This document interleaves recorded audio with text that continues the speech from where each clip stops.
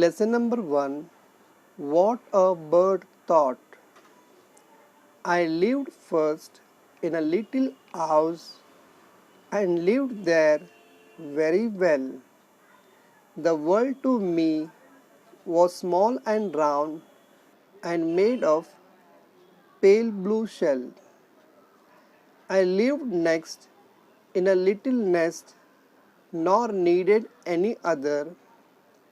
I thought the world was made of straw and covered by my mother. One day I fluttered from the nest to see what I could find.